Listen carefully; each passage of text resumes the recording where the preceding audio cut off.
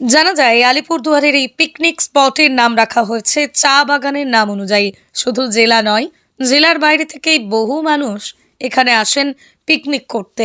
চা বাগানের পাশ দিয়ে শান্ত ধীর গতিতে বয়ে চলেছে নদী।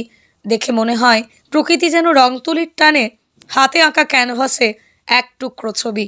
প্রকৃতি যে এত সুন্দর হতে পারে এখানে না আসলে তা বিশ্বাসই হবে না। বন্ধুদের সঙ্গে নদীর ধারে বসে জমিয়ে খাওয়া দাওয়া করতে কে না চাই বলুন তো। একেবারে এলেই ছেড়ে যেতে আপনার মন চাইবে না, তা জোর দিয়ে বলতে পারি।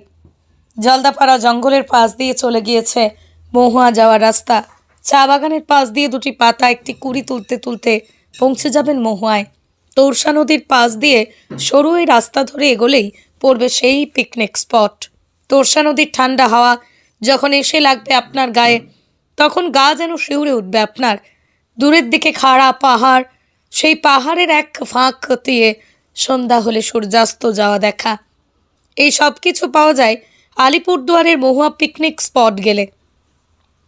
পাহাড় তো অনেক রয়েছে, কিন্তু ডুয়ার্সের আছে এই জায়গাটি সত্যি একেবারে মন ভোলানো। শীতকালে তো কথাই নেই, প্রকৃতি যেন আরও মোহময়ী হয়ে ওঠে। শীত বাড়লেই পিকনিক স্পটে দেখা যায় ভিড়। ধীরে ধীরে এর জনপ্রিয়তা বেড়ে চলেছে। সারা বছরই এখানে প্রচুর পর্যটক আসেন। দেরি না করে এই জানুয়ারিতেই শীতের আমেজ উপভোগ করার পাশাপাশি চুটিয়ে পিকনিক করে আসুন মহুয়া থেকে।